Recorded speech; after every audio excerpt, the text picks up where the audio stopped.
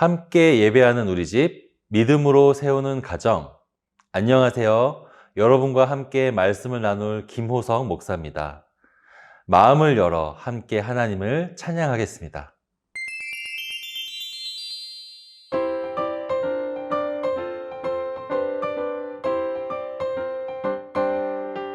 너는 담장 너머로 뻗은 나무 가지에 푸른 열매처럼 하나님의 귀한 축복이 삶에 가득히 넘쳐날 거야.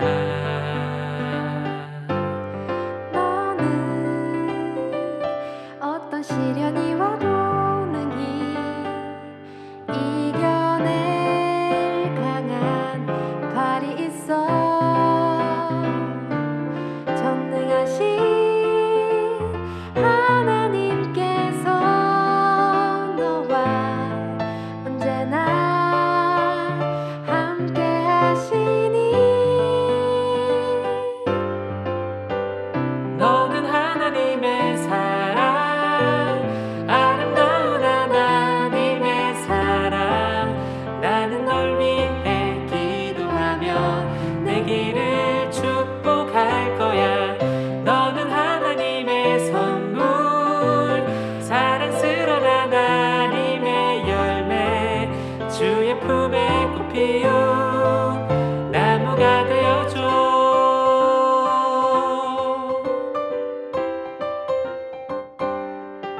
너는 담장 너머로 뻗은 나무 가지에 푸른 열매처럼 하나님의 귀한 축복이 삶에 가득히 넘쳐날 거야. 너는 어떤 시련이 와도 능히 이겨낼 강한 발이 있어. 전능하신 하나님께서 너와 언제나 함께 하시니. 너는 하나님의 사랑, 아름다운 하나님의 사랑. 나는 널 위해 기도하며 내 길을 축복할 거야. 너는 하나님의 선물, 사랑스러운 하나님의 열매. 주의 품에 꽃 피운 나무가 되어줘. 너는 하나님의 사랑, 아름다운 하나님의 사랑. 나는 널 위해 기도하며 내 길을 축복할 거야. 너는 하나님의 선물, 사랑스러운 하나님의 열매. 주의 품에 꽃 피운 나무가 되어줘.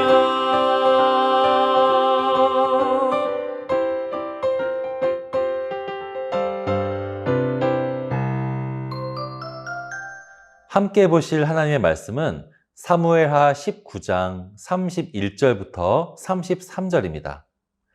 길르앗 사람 바르실레가 왕이 요단을 건너가게 하려고 로글림에서 내려와 함께 요단에 이르니 바르실레는 매우 늙어 나이가 80세라. 그는 큰 부자이므로 왕이 마하나임에 머물 때에 그가 왕을 공궤하였더라.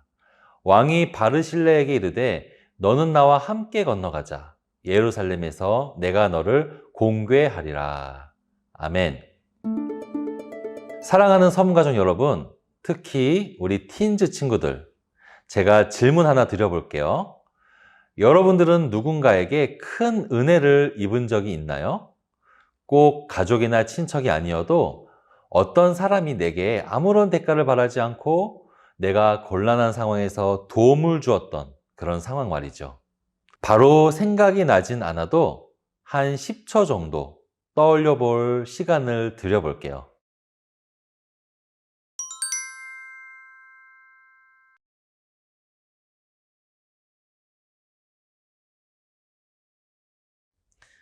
자, 생각해 보셨나요? 그렇다면 그렇게 감사했던 그분에게 고마움을 표현했나요? 또 그 고마움을 우리는 얼마나 기억하며 살고 있을까요? 여러분, 우리는 보통 누군가가 나에게 잘못을 한 경우에는 그 일을 일주일, 한 달, 때로는 몇 년을 기억하기도 해요. 옛날 영화나 소설을 보면 이런 대사 있잖아요. 내 부모의 원수를 갚을 것이다. 우리는 원수라고 생각하는 사람에게는 심지어 대를 이어서 그 분노를 간직하고 있어요. 하지만 우리는 고마움을 입은 것에 대해서는 너무 쉽게 잊어버리는 경향이 있죠. 오늘 본문은 은혜를 기억한 다윗의 이야기예요. 성경책에 보니까 바르실레라는 사람이 나와요. 이 바르실레는 이전에 다윗에게 큰 은혜를 베풀었던 사람이에요. 오늘 본 성경 구절 2장 앞에 17장에 보시면 이런 내용이 나와요.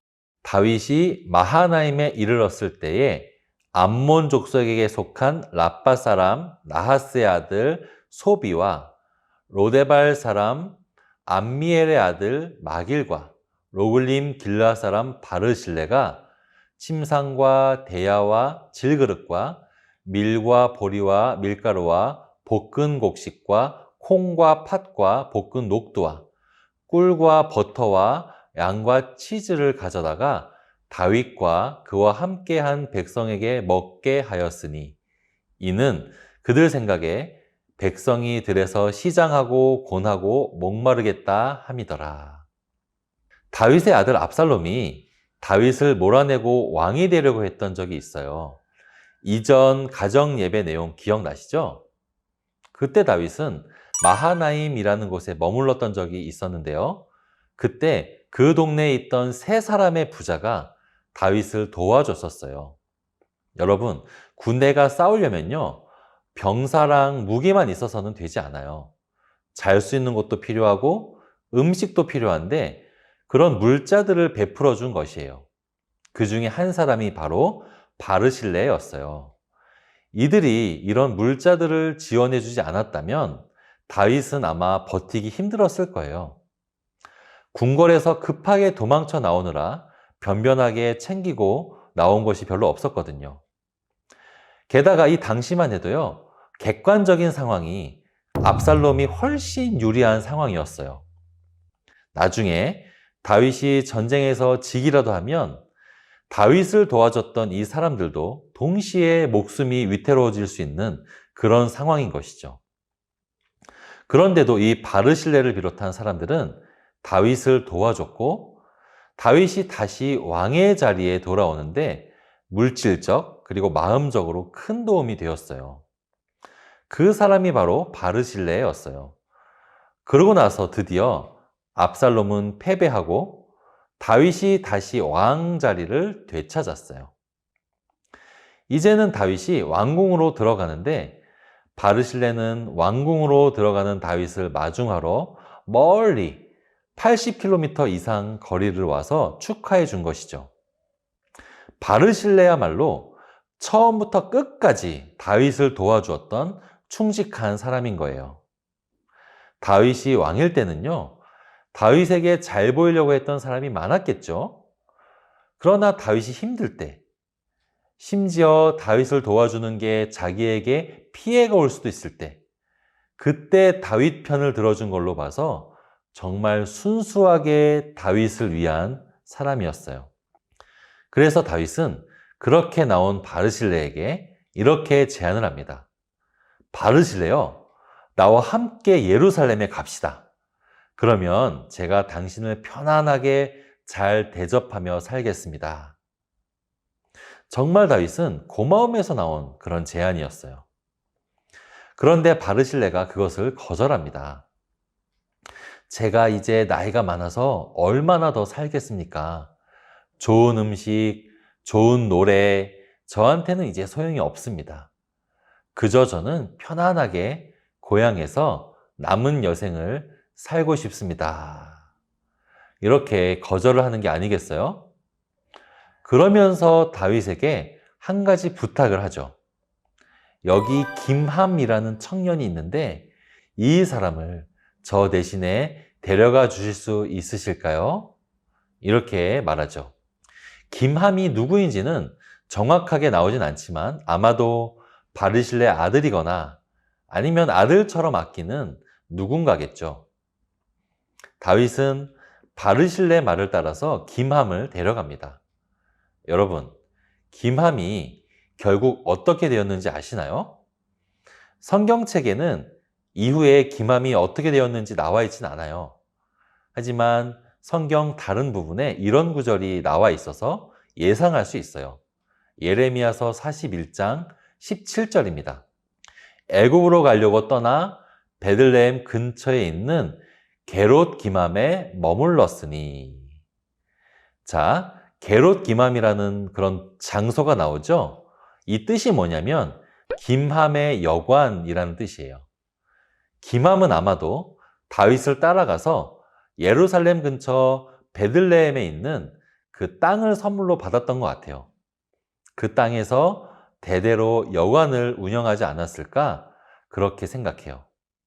여러분, 이거는 순전히 저의 상상인데요.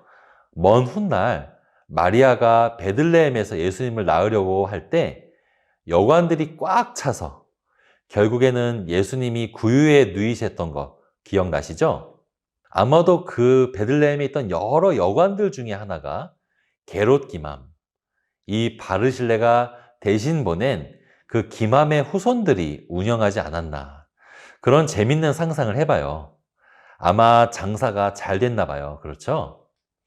오늘 함께 본 이 장면, 바르실레의 은혜를 갚으려고 했지만 바르실레가 거절해서 결국 기맘에게 대신 은혜를 갚은 이 이야기, 참 아름답지 않나요? 우리는요, 원수는 대를 이어도 꼭 갚으려고 하지만 고마움은 그렇게 오래 갚으려고 하지 않아요. 오히려 금방 까먹어 버리죠. 잊을 뿐 아니라 어떤 경우에는 은혜를 원수로 갚는 배은망덕한 사람도 꽤 많아요. 왜냐하면요, 오늘날 사람들은 대부분 자기 이익을 위해서 행동하기 때문이에요. 누군가가 나를 도와준 건 이미 지난 일이기 때문이죠.